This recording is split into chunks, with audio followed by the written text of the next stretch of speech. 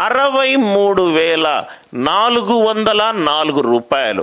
63,404 రూపాయలు. దీన్ని నేను ఏ అండ్ బి ఇద్దరికి ఒక నిష్పత్తిలో ఆ అమౌంట్ని ఇస్తున్నాను. ఆ నిష్పత్తి ఏంటి? 4:7. 4:7. నౌ ఇక్కడ క్వశ్చన్ ఏంటి sir? 5 times the share of A and 2 times the share of B. 5 times the share of A అంటే వీడికి 4 పార్ట్లు, వీడికి 7 పార్ట్లు. నాన్ మ్యాథ్స్ స్టూడెంట్స్ నాతో పాటు కో ట్రావెల్ చేయండి సార్, మీకు ఇది అర్థమవుతుంది. 63,404 రూపాయలు ఇద్దరు వ్యక్తులకు ఇస్తున్నాను. వీడికి 4 పార్ట్స్, వీడికి 7 పార్ట్స్. అంటే మొత్తం ఎన్ని పార్ట్స్? 11 పార్ట్స్. 11 పార్ట్స్ కనుక 63,404 రూపాయలు అవుతే ఇమీడియట్గా అనిల్ సార్ నాకు ఫస్ట్ ప్రాబ్లంలో ఒక కాన్సెప్ట్ చెప్పాడు అని ఆ బల్బు వెలగాలి. ఆ బల్బు ఏంటి? సార్ ఏమన్నాడు? ఫస్ట్ 2 డిజిట్లు తీసుకోమన్నాడు. ఉన్నారా సార్? 11×6 అంటే ఇది less than into 6. Non maths students అందరికీ అర్థమవుతుంది కదా సార్? ఇది లెస్ దాన్ 6.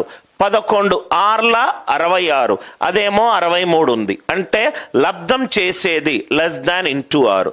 ఇక్కడ ఏమొచ్చింది? 1. ఫస్ట్ ప్రాబ్లంలో ఉన్న కాన్సెప్టే సెకండ్లో కూడా ఎక్స్పెక్ట్ చేస్తున్నారు.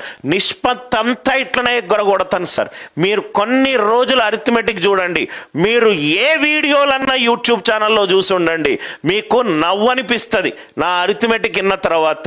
అంటే ఇంత కాన్సెప్ట్ ఉండి నేను ఇన్ని డబ్బులు ఈ కోర్స్ కోసం తీసుకున్నానా అని మీకు అనిపిస్తుంది. 1 కాస్త 4 అయింది.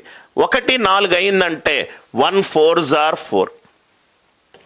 యూనిట్ డిజిట్ 4 తోటి మల్టిప్లై అవ్వాలి అండ్ 6 లెస్ ఉండాలి. 5 times the share of A. 5 times 4 20. 2 times the share of B. 2 6s are 14. అంటే 6. 11 ఇంటూ 6కు జస్ట్ తక్కువ. 6 ఇంటూ 6 జస్ట్ తక్కువ. 36,000కు జస్ట్ తక్కువ ఉండాలి. నాన్ మ్యాథ్స్ స్టూడెంట్స్ అందరూ ఉన్నారు కదా సార్? ఇది 36,000కు తక్కువ. ఇది కూడా 36,000కు తక్కువ. 1 4s are 4. 6 4s are 24. Unit digit 4 ఉండాలి. అంటే ఇది కాదు. ఆన్సర్ ఎంత? 34,584 రూపాయలు. 34,584 రూపాయలు.